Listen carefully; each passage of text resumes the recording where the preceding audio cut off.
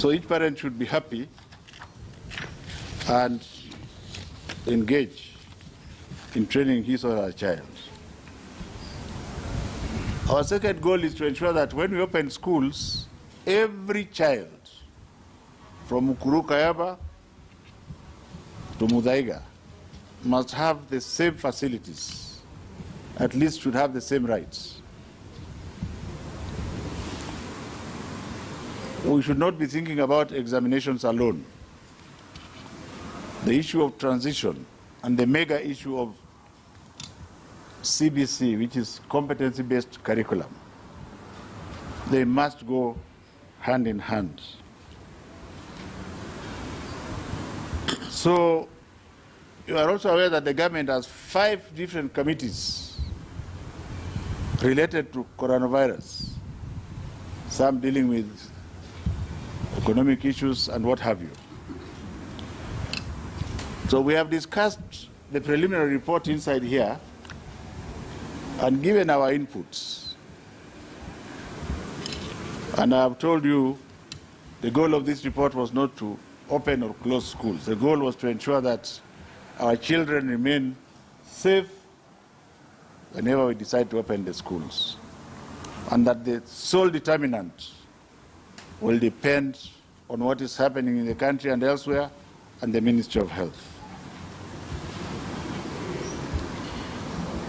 Going forward, the government wishes very strongly to urge parents and guardians and caregivers to continue providing guidance to their children as they learn from home, including supervising their studies from broadcast. But it is also needless to say that many of the parents have lost their means of livelihood. Everywhere. In the United States now we have 40 million, which is 1 in every 4th American has no job. Perhaps it is the same thing here. But the children are yours. And everybody is bleeding from the economics point of view. But I think together, and with God on our side, we should be able to get elsewhere. I am aware that this report reached you irregularly before it was delivered to me, but then that is being Kenyan. There's nothing wrong with it. The Kenyan is a very strange person. I'm going to urge the 4th estate to help us to fight this virus by leading by example and helping us to ensure that the right thing is done. Once we have corrected this report, and I hope that we respect our professions like you have done in the past, that you will allow me to see my report and look at it and come and present it to you, rather than you calling me and saying, this is already here, what is 1, 2, 3? That would be a little bit better. So don't ask me too many questions which have no basis, because for now, you have seen the numbers this week, isn't it? How many of you here have children or grandchildren, or are aspiring? Even if you are aspiring, going by the reports of last week, how many of you will take your child to the school next week? Because you expect me to speak, and of course I'll speak again by the time I get this report and have consulted properly. Let us agree that a child who is alive and well at home is better than one who attempted to do the exam and died there. Are we together? Are we together? You are quiet, but I've told you, and I think this is the narrative that we must talk about. The ministry wishes to state categorically that all decisions will be made by giving priority to the health and safety of learners and teachers of schools thereof. Let me take this opportunity to say something about private schools. I told you Kenyans are very interesting. I would want us to sympathize with the private schools because they employ a large number of Kenyans, over 160,000 teachers, together perhaps even 300,000 plus the support staff, to keep the schools alive and to make sure that material is given to the children where they are. Can we have a humane face as we try to decimate the schools? So all this noise of saying, oh, you know, they are charging this, they are charging that, go and negotiate with them. When you decided to take your child there, nobody told you to take your child there. Go and negotiate with them and agree, because there is less money in circulation. Make sure that you continue to pay for the services you are getting from them, so that they can keep the teachers in their positions. It will help the government manage better. Otherwise, what is going to happen is when the private schools collapse, it is government who is going to deal with them, because all those children will come to the public schools. So let us be reasonable and rational, and let me wish you all the very best. I think the next time I talk to you, I'll be telling you very clearly which area the government is doing, not with a finality, because you may find that after 2 weeks, we are reporting 1,000 cases. You have seen cases in South America, a country I don't want to mention, where even the doctors ran away and even the corpses were just being burnt on the streets. These are serious possibilities that Kenyans must deal with as we want to gamble with the lives of our children.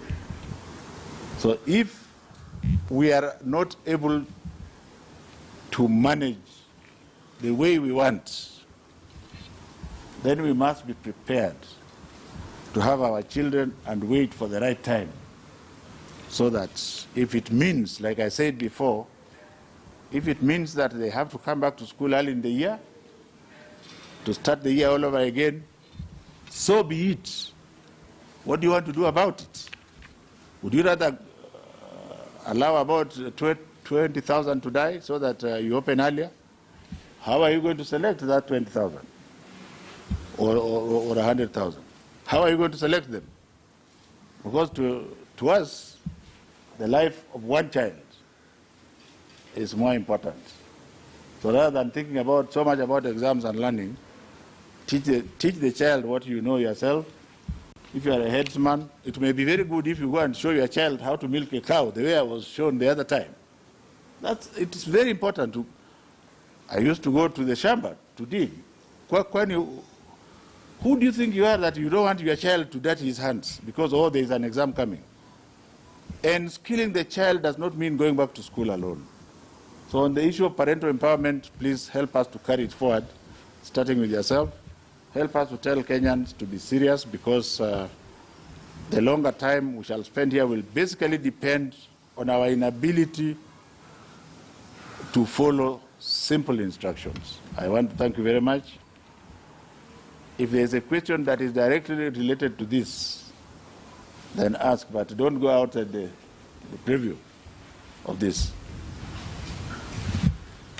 Yes? Yes, two things. One, from your briefing, Who are you first?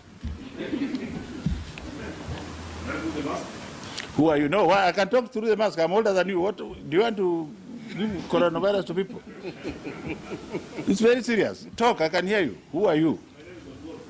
Thank you very much, sir. Now, two issues. One, your briefing, you don't seem to have been so much convinced by the work of the Congress, because you found the report very preliminary, very interesting. Comment on that. Two, as you focus on containing the virus, kind of opening, kind of having to speak, you said that when schools open, they should have similar facilities, except the schools. What is happening now, you know their schools don't have one in water, social distancing, more infrastructure. Are we waiting for the day when we know schools open, then we begin to work on that, or what's happening? Have you had Miss Mbili Natosa? Bill Natosa. Good governance. If they have the road, I will answer two of them because for me, I follow you. You respect yourself. You say two, hiyo ya tatu ni ya mtu ingine. But just to comfort you, government is one government. It is one government with one leader, His Excellency Uhuru Muigai Kenyatta. All the others are under his umbrella. So if we don't mention you by name, it doesn't mean we don't consult you. That is point number one. Point number two, maybe I don't speak good English like you journalists. I have said we have consulted inside this room, and you can see the battery of people, my two CSS, all the PSS are here, the experts are behind me. I've said we have consulted. I know you are fixed on the issue of timelines. That is the least important thing for me. Are we together? The government is alive. We are going to work out a system that is practical, that is not political, but is going to deliver to the child. We all know that there must be water in the schools. And who has told you that you have not started putting water in schools? There is the WASH program, which is all over in some parts of Kenya. And as we speak now, we are trying to get water to schools. But we shall make sure that that is done to a critical level that is reasonable before we open our children. With regard to this, ask yourself what you are doing with it yesterday. Because I got this at 8:30 in the night. Are you professional? If you are cooking meat, my friend, or you want to fry meat, there's kitungu there, nyanya iko hapo, there's oil. Now, you see the meat and you throw it out to somebody to go and eat before you even put it on fire. So I have chosen not to comment there, but it's thoroughly unprofessional to get a working document and then go and streamline it as if it is a fait accompli. So I will not comment beyond there. Are we together? Because you have your own input. I hope you did have an input in this. Because you are not just a reporter. We said anybody with an opinion should come. There is nobody who is an expert or who is a citadel of wisdom. But I want to assure you that whatever is going to come out as a final report will be reasonably well informed, but it shall never be cast in stone because this disease behaves in a very abnormal manner. And therefore, let me end by saying that these are not normal times. These are not normal times. So, since they are not normal times, we must also start behaving abnormally to be able to deal. Is there any one more question? Amayo Natosa. Yes. The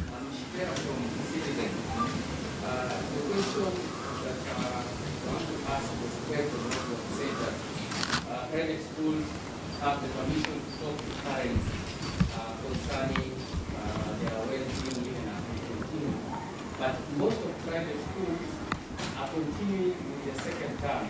Now, where will this lead them when they finally come back as a country? You know me, I went to school at a place called Starehe Boys Center. So that second term is your own second term. Because the power that I was given by His Excellency the President is to be the CS for education. So me Natosha. And I said every school shall remain closed, private, public, faith-based. That is the situation. If your definition is that since they are teaching their people online, they are in second term, ushindwe. Na ushindwe kabisa. Any other reasonable question? Yes? Makori Ongechi. No, yeah. Yes.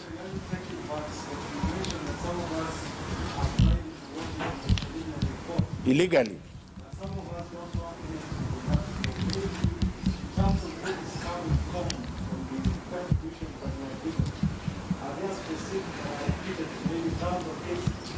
Listen to me very carefully, Ongechi, and this will be my last question. Listen to me very carefully. I already said this is just a working document. Huh? The reason I'm addressing you is to calm down the Education CS Professor George Magoha there live at the Kenya Institute of Curriculum Development. This is after receiving the COVID-19 education response from that committee that is chaired by Dr. Sarah Ruto. Let's now take you to Kajiado and